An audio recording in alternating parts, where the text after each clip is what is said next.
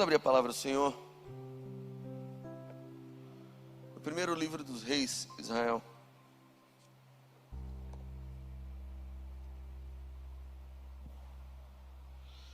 Primeiro livro dos reis, o capítulo 22.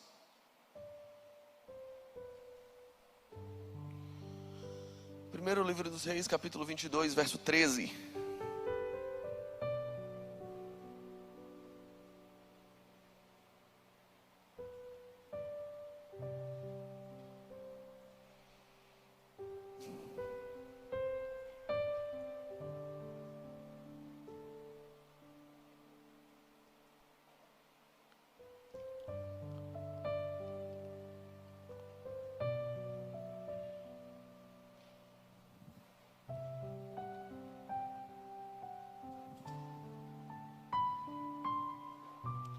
Primeiro livro dos reis, capítulo 22, verso 13.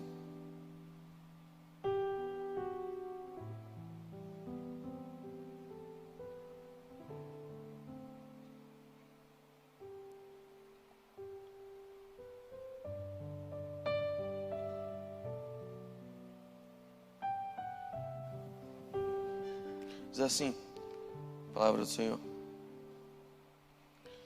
E o mensageiro que foi chamar Micaías falou-lhe, dizendo: Vês aqui que as palavras dos profetas a uma voz predizem coisas boas para o rei. Seja, pois, a tua palavra como a palavra de um deles, e fala bem. Porém, Micaías disse: Vive o Senhor, que o Senhor me disser, isso eu falarei. E vindo ele ao rei, o rei lhe disse: Micaías, iremos a Ramote de Gileade a peleja, ou deixaremos de ir? E ele lhe disse: Sobe e serás próspero, porque o Senhor entregará na mão do rei. E o rei lhe disse: Até quantas vezes te conjurarei que não me fales, se não é verdade em nome do Senhor? Então ele disse: Vi todo Israel disperso pelos montes, como ovelhas que não têm pastor. E disse o Senhor: Estes não têm senhor, torne cada um em paz para sua casa. Então o rei de Israel disse para Josafá: Não te disse eu que ele nunca profetizará de mim bem, senão só mal? Então disse ele: Ouve, pois, a palavra do Senhor. Vi o Senhor assentado sobre o seu trono, e todo o exército do céu estava junto a ele, à sua mão direita e à sua esquerda. E disse o Senhor: Quem induzirá Acabe para que suba e caia em Ramote de Gileade? E um dizia desta maneira e outro de outra. Então saiu um espírito e apresentou-se diante do Senhor e disse: Eu o induzirei. E o Senhor lhe disse: Com quê? E disse ele: Eu sairei e serei um espírito de engano ou confusão na boca de todos os seus profetas. E ele disse: Tu induzirás e ainda prevalecerás. Sai e faz assim.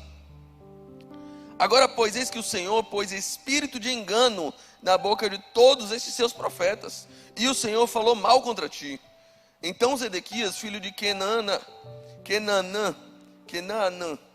chegou e feriu Micaías no queixo e disse: Por onde passou de mim o Espírito do Senhor para falar a ti? E disse Micaías: Eis que o verás naquele mesmo dia, quando entrares de quarto em quarto para te esconderes. Então disse o rei de Israel: Tomai a Micaías e tornai a trazê-lo a Amon, o chefe da cidade, e a Joás, filho do rei. E direis: Assim diz o rei: Matei esse homem na casa do cárcere, matai esse homem na casa do cárcere, e sustentai com pão de angústia e com água de amargura. Desculpe, matai não, metei. Até que eu venha em paz. E disse Micaías: Se tu voltares em paz, o Senhor não tem falado por mim. Disse mais: Ouvi todos os povos. Meus queridos, em algumas oportunidades a gente sobe o púlpito, a gente vem aqui para pregar, para estabelecer ou para trazer ao conhecimento dos irmãos, para comunicar alguma ideia bíblica, algum sentimento bíblico, alguma coisa que o Senhor ministrou em nosso coração.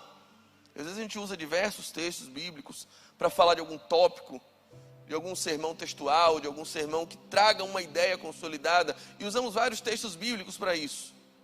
Mas eu particularmente gosto de pregar em cima de histórias. Gosto de expor a história e ver o que aquela história diz pra gente. É um costume, é uma ideia, uma afeição que eu tenho mais pela forma de pregar. Me parece que é mais legal quando eu não sei o que dizer e eu quero que a Bíblia me diga o que ela tem para falar aqui. Então a gente lê a história e a gente vai aprendendo o que a história comunica com a gente. E dentro dessas histórias, eu tenho ainda uma singular paixão pelos undergrounds, pela galera que não está muito na mídia, pelos que não tem Instagram bombado, pelos profetas que não são muito pregados, que não tem música sobre eles. E certamente você já ouviu alguma música sobre a devoção de Daniel, sobre a bravura de Davi. Mas uma música sobre Micaías eu nunca ouvi. Um louvor que exalte a experiência de Micaías não é todo dia que aparece. E nem é todo dia que a gente ouve uma pregação sobre ele. Então lá vou eu mais uma vez falar sobre um desses anônimos da Bíblia, ou quase anônimos.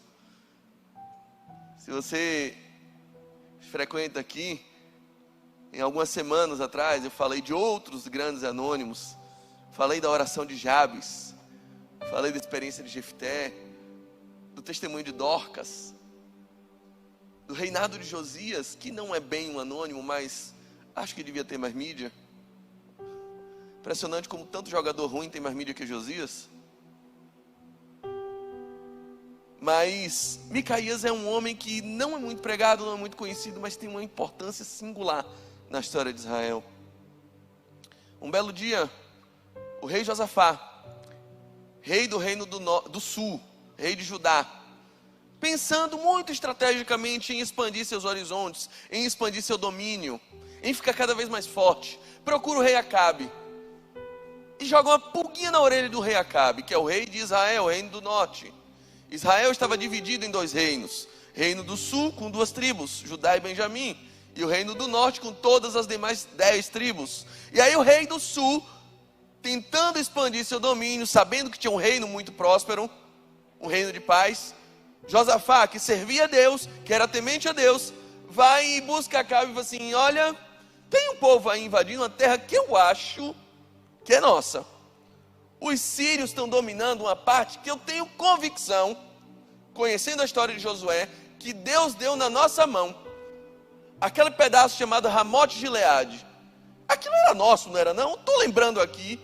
Aquilo devia ser nosso. Acabe cresce o olho para cima disso. Rapaz, nem estava lembrando disso. É nosso sim. E aí, vai comigo numa guerra contra ele. Vamos tomar essa boca. Josafá olha para ele: o meu reino é o seu reino, o meu povo é o seu povo, o meu cavalo é seu cavalo. Vamos junto. Combinado. Só uma coisa que eu te peço: consulte primeiro os profetas. Veja o que o Senhor fala, se a gente vai ganhar ou se a gente vai perder. Consulte o que dizem os profetas. Acabe reúne os profetas dele, 400.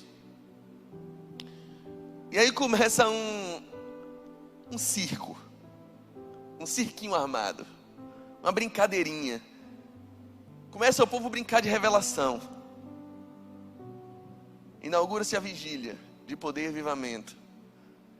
E aí Acabe pergunta: profetas, todo mundo no fogo, no manto, no mistério, o que vai acontecer?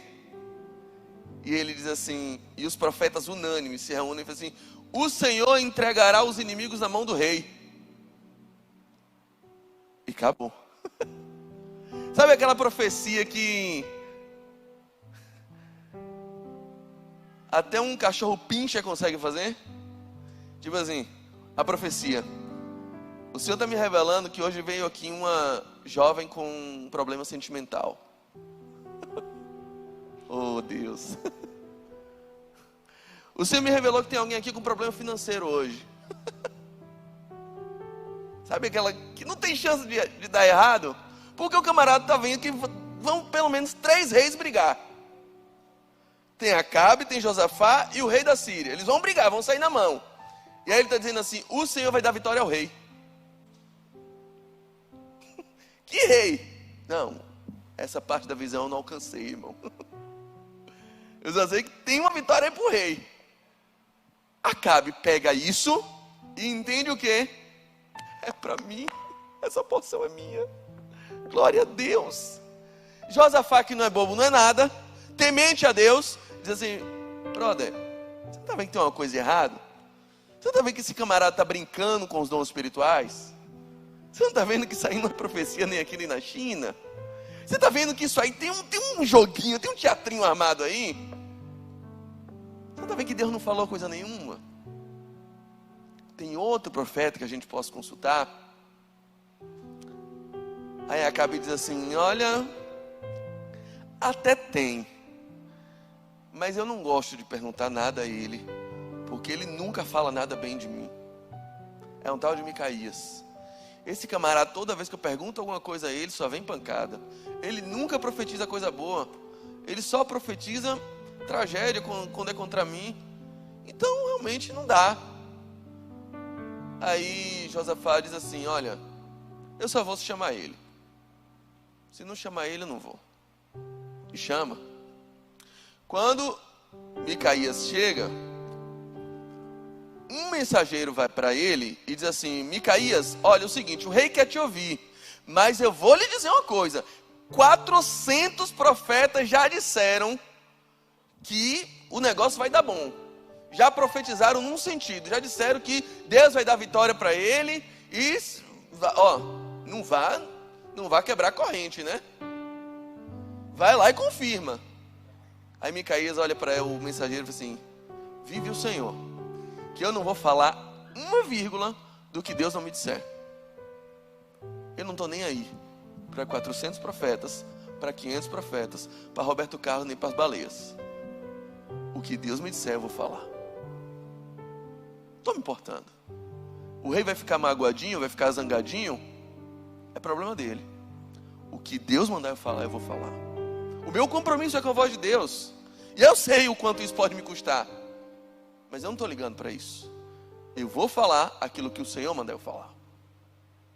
E lá vai Micaías, sabendo do teatro que está armado. E Acabe recebe: e aí, Micaías, devemos subir a Ramote de Gileade ou não?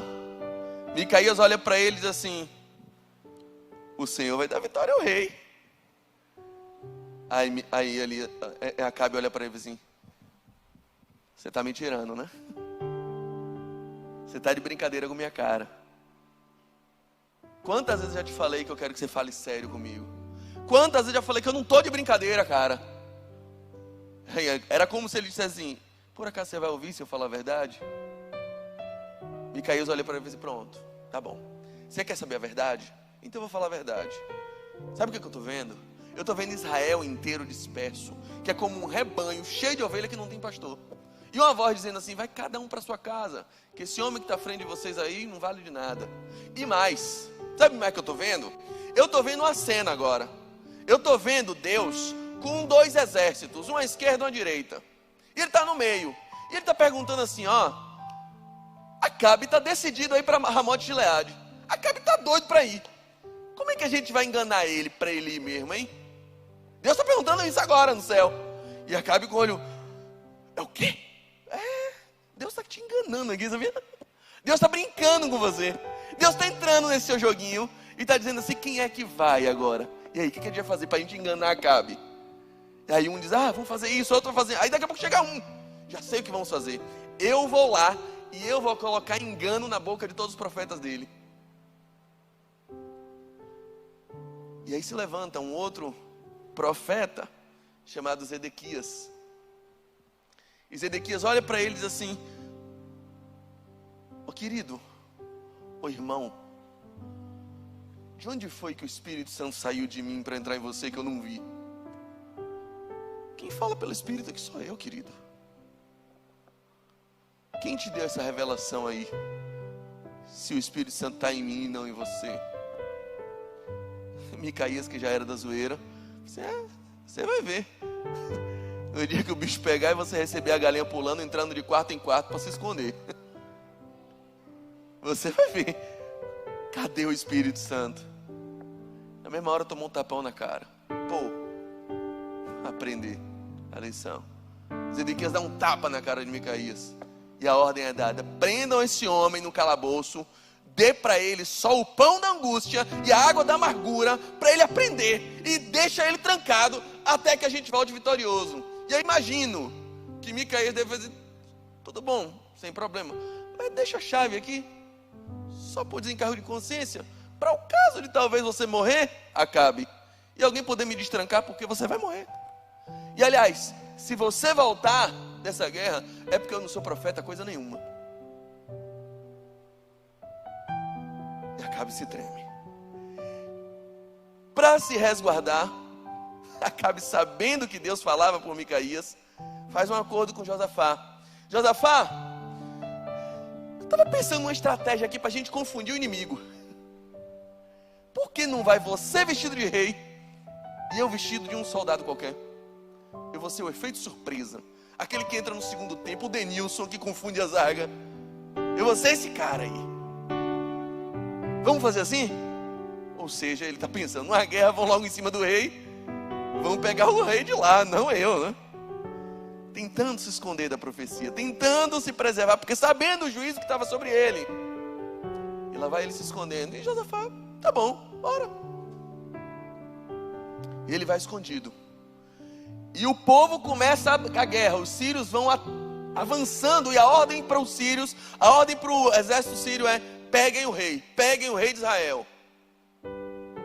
E vem um homem vestido de rei, e vai todo mundo em cima dele. E quando chegam lá, Josafá começa a gritar: eu não sou rei de Israel, não sou eu.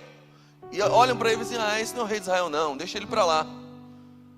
E aí daqui a pouco eles estão cansados, o rei de Israel não veio. Aí um homem pega uma lança, vai dizendo: não veio, que raiva. Aí pega uma lança e joga para cima. Que droga, ele não veio, o rei de Israel. A gente queria pegar esse homem, joga uma lança de raiva. E a Bíblia diz: ele lança ao acaso. Mas essa flecha que é lançada ao acaso cai num único buraco da armadura de Acabe e fere ele mortalmente. E ele sangra até morrer. E a Bíblia diz que naquele dia ele morreu e os cachorros lamberam o seu sangue, como havia sido profetizado por Elias. Essa é uma história muito, muito dura, né? Muito pesada, mas ela deixa pra gente algumas lições e eu queria compartilhar algumas delas com vocês. Algumas coisas que Deus ministra no meu coração toda vez que eu leio ela. A primeira coisa é que a gente tem destacado alguns perfis. O primeiro perfil é o perfil de Acabe. Melhor dizendo, o primeiro perfil é o perfil de Josafá. Josafá é aquele temente a Deus, que quer ouvir a voz do Senhor, que deseja que Deus fale com ele, mas entre a voz de Deus e o desejo dele, prevalece o desejo dele. Josafá está aqui. Elias, Acabe, quer ir para a guerra? Vamos. Consulta os profetas. Os profetas falam um negócio, uma brincadeira lá, uma profecia que até um cachorro pode falar, até um frango pode profetizar daquele jeito. Ele diz: não, eu quero ouvir uma profecia de verdade. Ele ouve a profecia de verdade. Micaías diz: se você for, você vai morrer, vocês vão perder. E mesmo assim ele vai. Ele quer ouvir a voz do Senhor, mas se a voz do Senhor chocar com os planos dele, ele fica com os planos dele. Ele quer ouvir o que Deus tem para dizer, mas quando Deus fala, se não for aquilo que ele quer escutar, para ele é a mesma coisa que nada. Esse é o perfil de Josafá. É o que vem no culto. É bem parecido com aquelas pessoas que vêm para o culto, que querem ouvir a voz do Senhor, que querem ser por eles consolados, mas quando a palavra não é do agrado deles, é como se não tivesse tido culto. Se não for a palavra de vitória que você espera, você vai continuar com sua vida do mesmíssimo jeito. Você vem, você chora, você pede para vir ao culto, você quer, você gosta do culto, só que o culto não te muda em nada. Quando sai daqui, a sua vida continua exatamente a mesma coisa do que era antes. A palavra não te confronta. Você não busca saber o que fazer com aquilo que você ouviu amanhã. Aliás, na nossa tradição cristã é muito disso, né? Nós mesmos que estamos aqui pregando, tocando, atuando, às vezes a gente passa a semana inteira pensando em como é que vai ser o culto, planejando o culto, ensaiando para o culto, buscando a palavra para o culto, organizando os obreiros para o culto, organizando transmissão para o culto, a semana inteira em função do culto. Não seria muito melhor se a gente passasse o culto em função da semana? Se a gente pegasse o culto para planejar, o que você vai fazer amanhã? Quem você vai perdoar agora? De que pecado você vai se arrepender quando acabar esse culto? Como é que vai ser a sua semana? Como é que você vai tratar melhor sua esposa? Que presente você vai comprar para o seu marido? Que agrado você vai fazer àquela pessoa? Quando é que você vai parar de perseguir as pessoas do seu trabalho? Gente, culto e profecia que não transformam são só entretenimento, são só proforme. É só para dizer, eu ouvi a voz do Senhor. O que adianta ouvir e não obedecer? O que adianta ouvir e isso não fazer a mínima diferença no seu dia a dia? Esse é Josafá. Eu quero ouvir o profeta. Ouvi o profeta, continuo fazendo a mesma coisa. Acabe fez isso, foi? O irmão Cícero está mandando acabar o culto. Desculpa. Eu falei quem? Eu falei Elias, não foi? Não, mas foi Josafá mesmo. Primeiro é Josafá que faz isso. Eu quero ouvir o profeta. Pede para ouvir o primeiro profeta. Se não tem outro, quero ouvir. Depois ele ouve. Micaías diz, não vai ter jeito. Quem pediu para ouvir foi Josafá. Acabe é outro perfil. O Senhor está dando spoiler da pregação. Acabe é outro. Acabe não quer ouvir profeta, porque já sabe o que vai fazer. Acabe é diferente, ele é obstinado, ele nunca ouviu ninguém. E ele só anda com gente que fala o que ele quer ouvir. A galera dele é só gente igual. Sobre Josafá é uma coisa engraçada. Gente, quantos acreditam naquele dito popular? Aquele ditado que a gente ouve às vezes por aí. De que aquela conversinha, quem dá aos pobres empresta a Deus. Quem acredita nisso? Ninguém. Quem acredita naquilo que a palavra fala, de que os humilhados serão exaltados? Quem dá aos pobres empresta a Deus está na Bíblia. Não é ditado popular. Está em Provérbios 19:17. E humilhados serão exaltados não está na Bíblia. Isso é dito popular. Que a Bíblia fala que aquele que se humilha será exaltado. Mas por que a gente acredita no segundo e não no primeiro? Porque o primeiro demanda uma atitude que você não quer tomar. Você não quer emprestar a pobre coisa nenhuma. Você não quer dar a pobre coisa nenhuma. Então isso parece um dito popular, isso parece um folclore. Mas isso está na Bíblia. Literalmente na Bíblia. Isso não é conto, não é fábula não. Isso é Provérbios, capítulo 19, verso 17. Mas isso requer de você uma atitude que você não quer tomar. Aí isso parece uma fábula. Mas aquela história dos humilhados serão exaltados. Meu chefe vai vir. Ele vai. Amanhã sou eu que estarei no altar. E aqueles que me viram passar pela prova. Nisso você acredita. Mas isso não está na Bíblia. A Bíblia diz que aquele que se humilha voluntariamente, esse será exaltado. Não os vingativos. Não os soberbos. Esses não.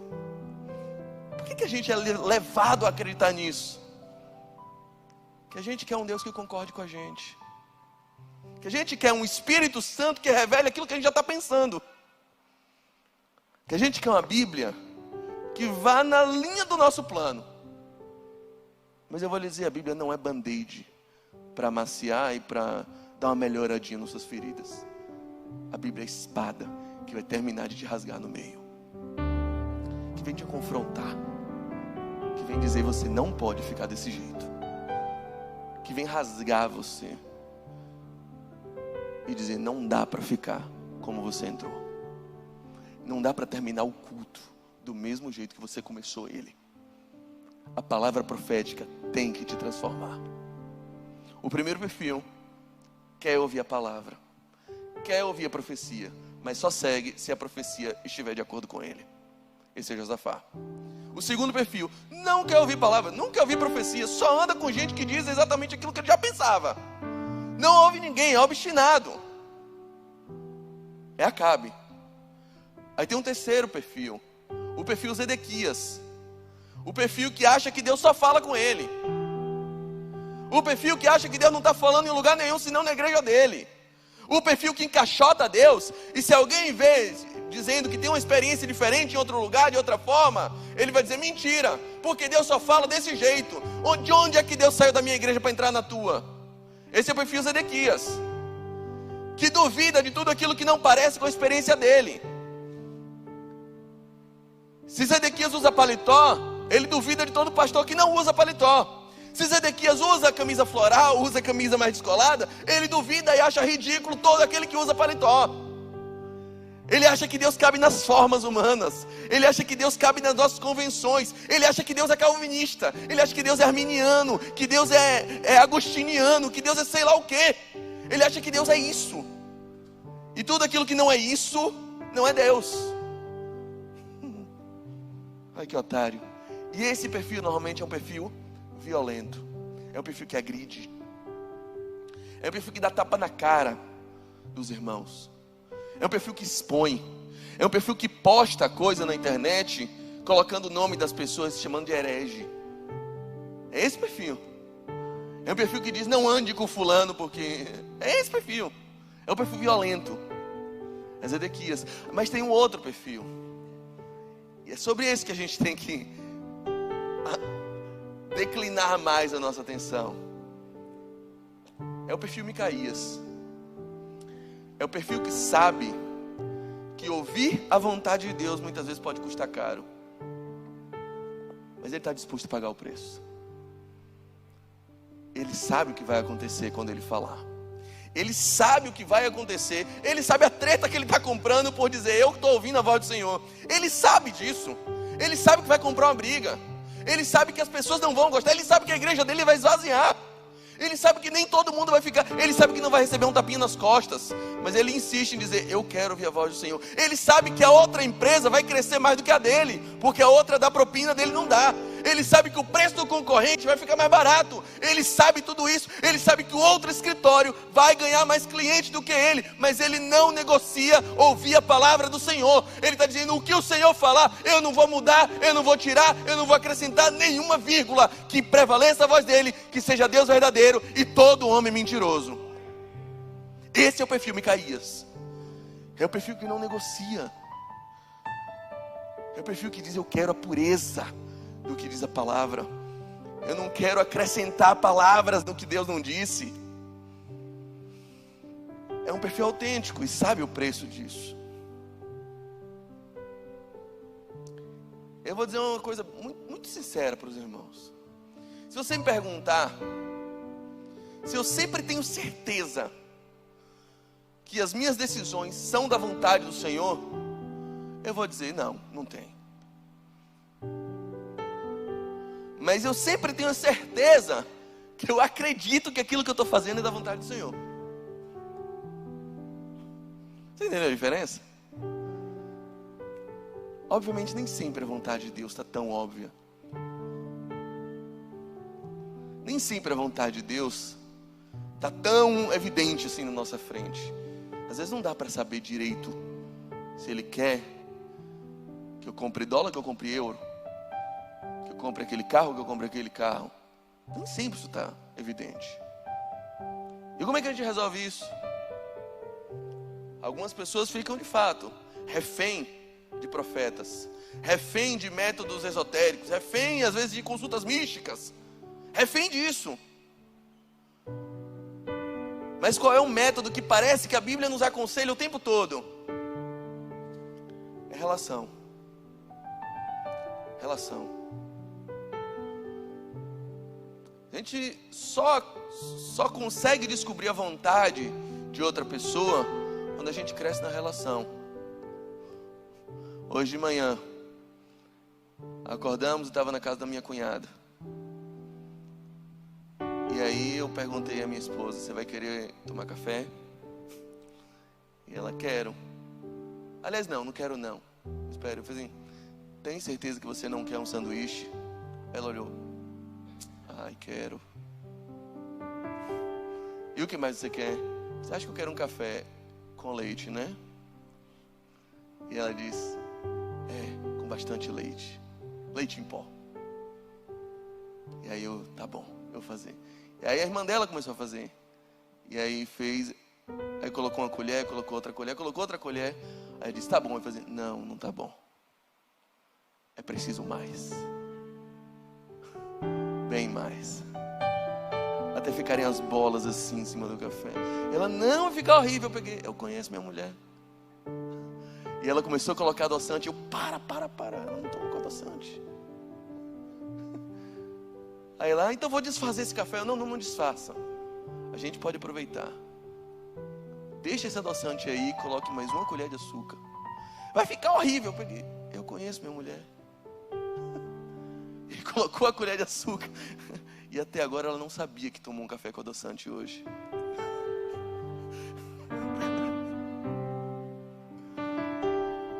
Eu coloquei o açúcar, fiz a mágica. Eu falei, ela vai gostar, eu conheço minha mulher.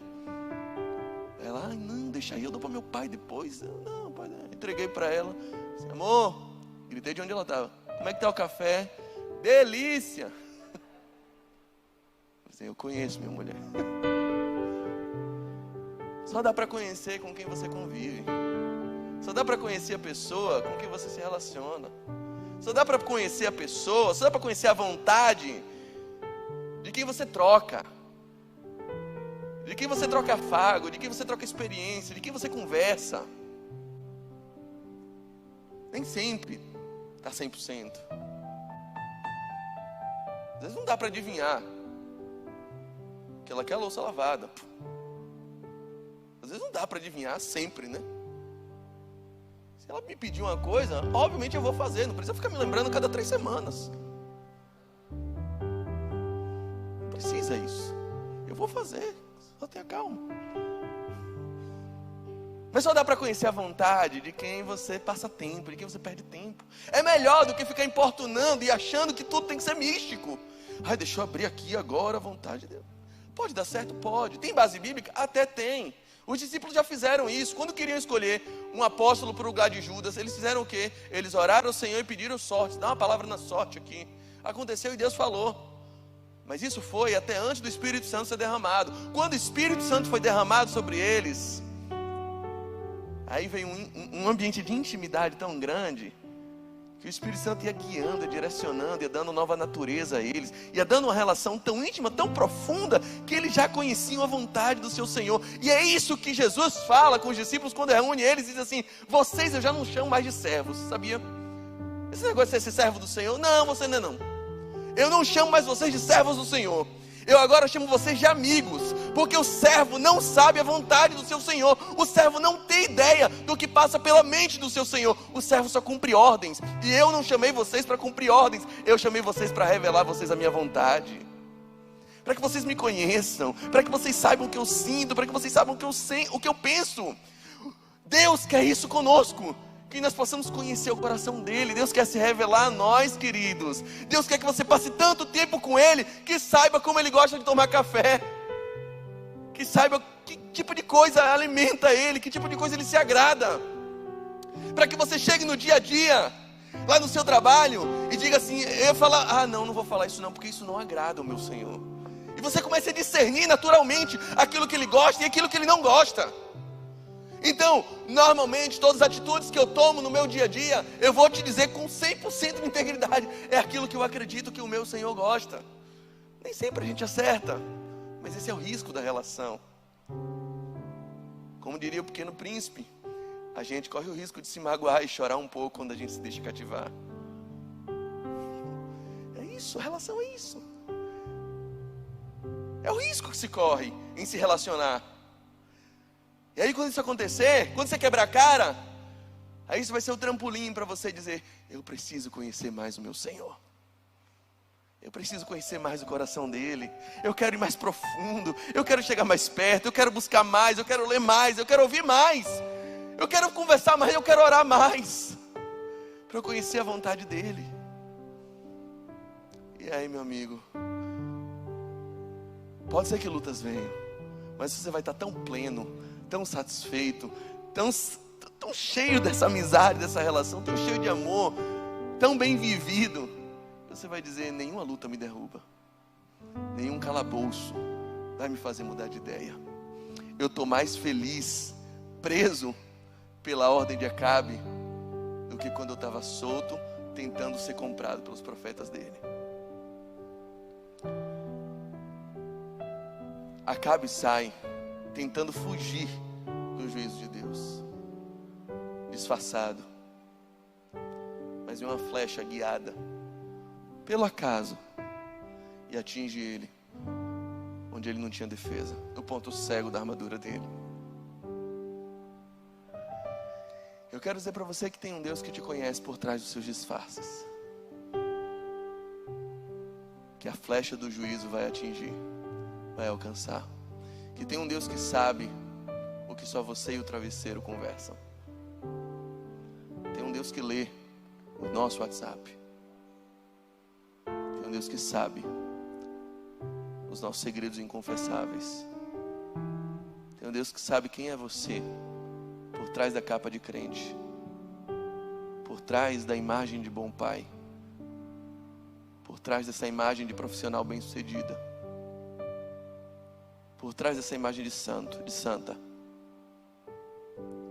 daquele que vai à guerra fingindo ser alguém que não é. Tem um Deus que sabe quem é você. Tem um Deus que te mapeou e sabe o que passa no seu coração. Porque a cena mais esdrúxula, mais maluca dessa história, é isso que eu queria falar pelo final. É Micaías dizendo o que está vendo. E o que Micaías está vendo pode chocar às vezes nossa ortodoxia, nossa religiosidade. Não, Deus não faz isso. Deus faz cada coisa, meu irmão. E está Micaías dizendo, ó, tem um Deus aqui. A cena que eu estou vendo, Acabe, Deus está colocando 2 exércitos. Eu estou vendo 2 exércitos e um rei no meio aqui, reinando sobre eles. E ele perguntando, e aí? O que é que vai ser de Ramote de Gileade? Como é que a gente vai enganar Acabe? Tem um Deus que não, que a Bíblia diz que Deus que não pode mentir, dizendo que vai enganar a gente. Olha que loucura.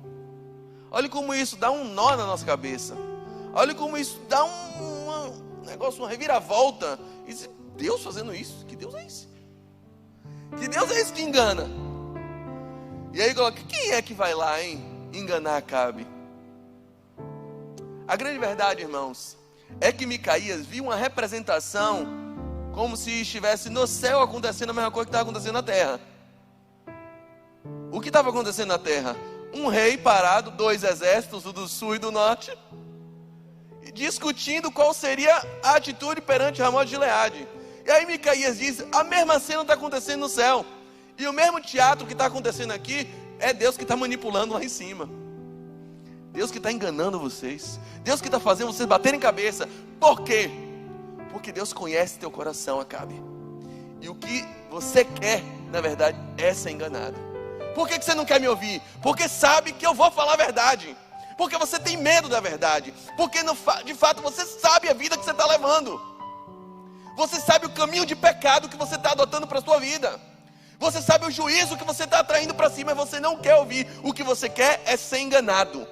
Então Deus está dizendo, é isso que você quer? Toma, querido. É engano que você quer? Toma, querido. É satisfação do seu ego que você quer? Então vai lá, gente, diz para ele que ele é o bonzão mesmo. Cuidado com o que você deseja. Cuidado com suas obstinações de vida. Porque há um Deus que conhece seu coração e com ele ninguém brinca. Não dá para brincar com Deus. Não dá para abusar da misericórdia dele. Não dá para achar que Deus é o nosso cachorrinho na nossa coleira, que vai topar todas as nossas brincadeiras. Não dá para ser assim. Ninguém ridiculariza Deus. Ele está olhando e dizendo assim, é isso que você quer, querido? Toma.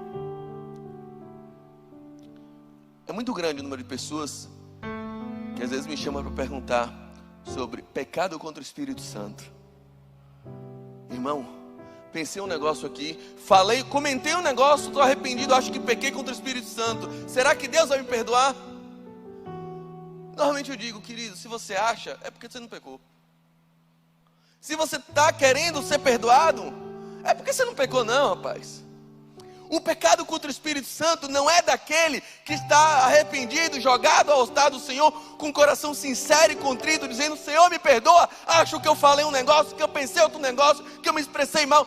E Deus diz: já era, pensou porque quis. Não é esse pecado, não é essa a cena.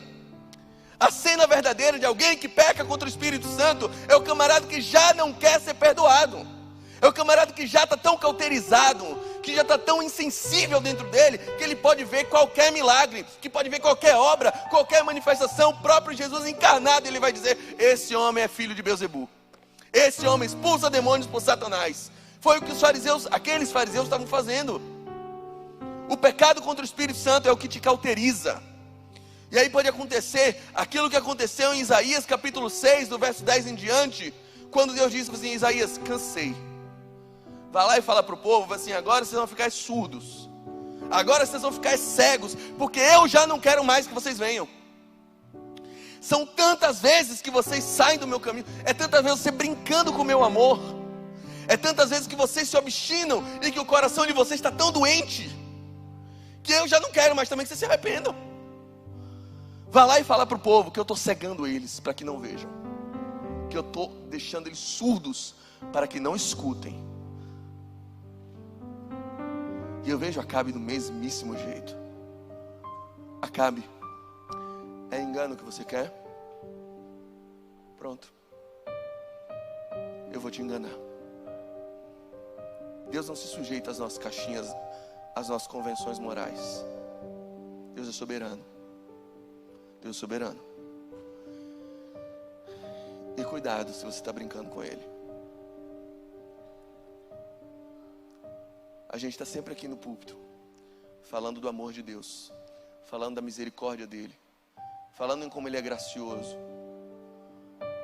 Mas a gente nunca vai se furtar em dizer que Ele continua sendo soberano, que o trono está ocupado, que não existe salvação sem arrependimento, que a palavra que você ouve e não te transforma, ela não tem valor nenhum, que a palavra profética que não faz com que você mude de atitude, ela não é fruto da graça. A graça que te salva, ela é de graça, mas ela não é barata. Ela custou o sangue de Jesus na cruz do Calvário. A graça que te salva, mas não te educa, ela é mentirosa. Se hoje ouvires a sua voz, não endureça o seu coração. Feche seus olhos, baixe sua cabeça e converse com o Senhor agora, com um Deus que talvez hoje esteja te dando sua última chance, com um Deus que está falando com você. E aí? É hoje que você se arrepende? Bora voltar. Com Deus que está te incomodando e dizendo: você engana sua esposa, você engana seu pai, você engana seu pastor, mas a mim você não engana. Eu conheço o seu disfarce, eu conheço essa roupinha de crente. Eu não me comovo com postagem em rede social.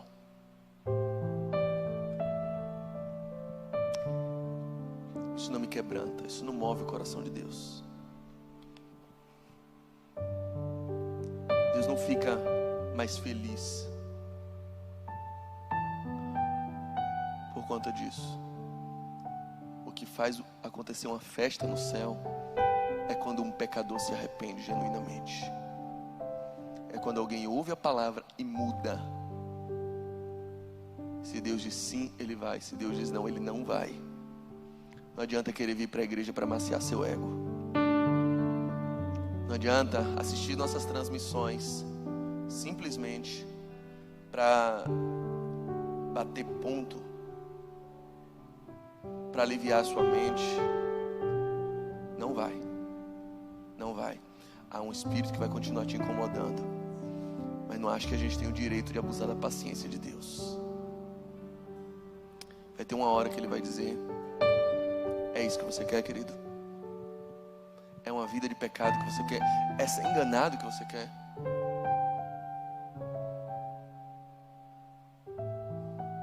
seguir só sua própria mente que você quer? Então tá bom. Em Romanos capítulo 1, a Bíblia fala que Deus encheu o seu coração de ira contra um povo. E quando o coração dele estava cheio de ira, ele não jogou um raio, ele não destruiu uma cidade, ele não causou um terremoto, ele não deu tiro na cabeça de alguém. Ele simplesmente, a Bíblia fala, e entregou-os aos desejos dos seus próprios corações. Ele só falou assim: pronto, que seu desejo se realize. O que será que tem virado uma obstinação no seu coração tão grande que você já não quer nem ouvir a voz de Deus? Ou se ouve, para você não faz a mínima diferença, você vai continuar nessa mesma postura? Será que Deus está falando com você hoje alguma coisa que você tem que largar imediatamente? Você está dizendo: não, obrigado.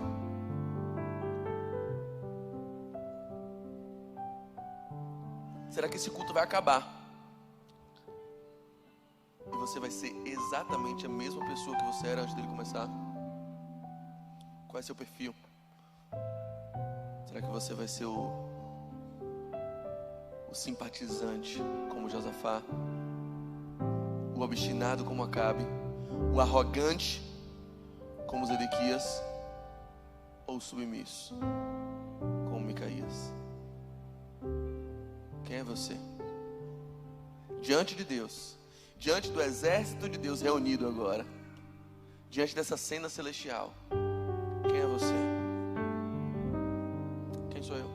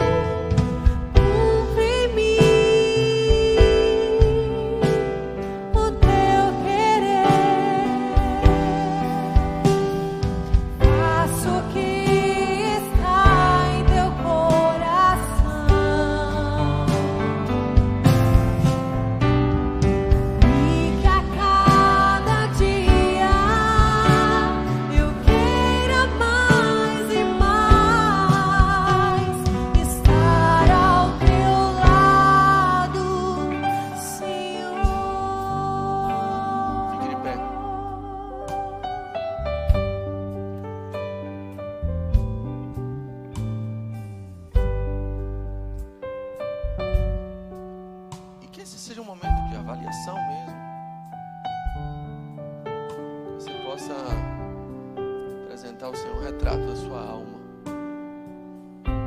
Sabe que você não vai conseguir mudar sozinho. Mas é preciso que o seu corpo seja entregue como um sacrifício vivo. Rogo-vos, pois, irmãos, que apresentei os vossos corpos como sacrifícios vivos diante do altar do Senhor. A Bíblia diz: esse é o vosso culto racional. A forma racional de fazer um culto é essa: indo você no lugar do cordeiro para o altar e dizendo: espada me corte. Sumo sacerdote, Jesus Cristo, o nosso sumo sacerdote, pode pegar a espada do Espírito, que é a palavra de Deus, e pode me cortar. Pode fazer o que você quiser comigo, só não me deixe sair daqui da mesma forma que eu entrei. Que a palavra profética, que a palavra pregada, que a exposição das Escrituras me rasgue no meio. Que eu não seja mais um obstinado, que eu não seja mais o duvidoso, que eu não seja mais o arrogante, que eu não seja mais aquele que finge uma espiritualidade, mas que na verdade é outra coisa bem diferente. Que essa seja uma noite em que o Senhor vai fazer uma cirurgia, um transplante de coração, arrancar o coração de pedra insensível, que ouve e não muda, que escuta mas não responde. Que esse coração de pedra seja arrancado do nosso coração em nome do Senhor Jesus. Que todo espírito de incredulidade seja partido, quebrado e despedaçado em nome do Senhor Jesus. Que a nossa porfia em namorar com o pecado, enquanto diz que está casado com Deus, seja agora expulso do nosso coração em nome de Jesus. Que o espírito de Acabe seja vencido na casa do Senhor. Que haja em nosso coração o desejo de ser fiel à palavra do Senhor, custe o que custar. E se o preço for alto, saiba que um preço muito maior foi pago pelo Senhor na cruz por nossas vidas. Senhor, que essa seja uma palavra transformadora. A mensagem de Deus nem sempre é para ser admirada. A tua palavra nem sempre é aquela palavra que vai fazer com que a gente se emocione, com que a gente saia mais confortado. Nem sempre. Às vezes o confronto não traz conforto, mas ela nos leva a ser mais parecidos com o teu Filho Jesus. Ela nos transforma. Ela faz com que o Saulo de amanhã seja diferente do Saulo de hoje. Ó Deus, se há porventura algum coração endurecido na tua casa nessa noite, que a tua mão de poder possa estar entrando com uma intervenção e fazendo um transplante nesse coração. O mesmo Deus que endureceu o coração de Faraó, que cegou Israel, que tapou os ouvidos de Judá, é o Deus que pode amolecer o coração do pecador, pode abrir olhos espirituais, pode abrir os nossos ouvidos, pode fazer como, digamos, como um dia disse Jó: antes eu apenas ouvia falar, mas agora os meus olhos foram abertos, agora eu te vejo. Derruba as escamas, Senhor, daquele que está atraído pelo pecado, daquele que está obstinado em fazer sua própria vontade, daquele que tem planos de destruição da própria família, daquele que já está decidido a ir embora, daquele que não quer mais voltar. Que o Senhor possa estar mudando mentalidades nessa noite em nome de Jesus. Que o Senhor possa estar agindo com poder, com graça, com transformação, com misericórdia, atraindo aquele que se distanciou, rejuvenescendo aquele que envelheceu, perdoando aquele que está enclausurado pela culpa, libertando aquele que foi preso pelo pecado, Senhor, ressuscitando aquele que morreu, trazendo de novo à existência aquele que se extinguiu, abraçando aquele que foi rejeitado, acolhendo o que foi desenganado, indo ao encontro, trazendo cura àquele que se enfermou, porque nós cremos em um poder misterioso, gracioso, que vem dos céus, porque a nossa pregação não se constitui em palavras persuasivas, mas em demonstração de Espírito e de poder. Um poder que transforma, um poder que rejuvenesce, um poder que abre a cadeia para que saia, um poder que tira da cova aquele que morreu e prega a ressurreição. É nesse poder que traz uma nova mentalidade, uma nova natureza. É nesse poder que nós cremos. E que todo mundo que entrou aqui com o espírito de Acabe saia liberto para ser como Micaías, aquele fiel à tua palavra, aquele que ouve e obedece, aquele que é confrontado e é transformado. Nós cremos nesse poder, o poder sobrenatural que não pode ser fabricado pela nossa filosofia, um poder que vem do céu, que não pode ser moldado, que não pode ser adestrado, que é como o vento, que vem nós não sabemos de onde, e aponta para um caminho que nós também não conhecemos. Assim é todo aquele que é guiado pelo Espírito Santo de Deus. Que esse poder venha sobre nós agora, causando transformação, causando arrependimento, causando comoção, causando uma vontade de ser diferente, e o desejo de avançar mais profundo no conhecimento de quem Tu és. Essa é a nossa oração, esse é o nosso pedido, em nome do Senhor Jesus. E em Teu nome nós dizemos que o amor poderoso, o amor constrangedor do Pai, que a graça salvífica e irrevogável do Filho, que a comunhão inquebrantável e preciosa do Espírito Santo de Deus estejam sobre todo aquele que crê no nome do Senhor Jesus, desde agora e até o céu. Amém, amém e amém.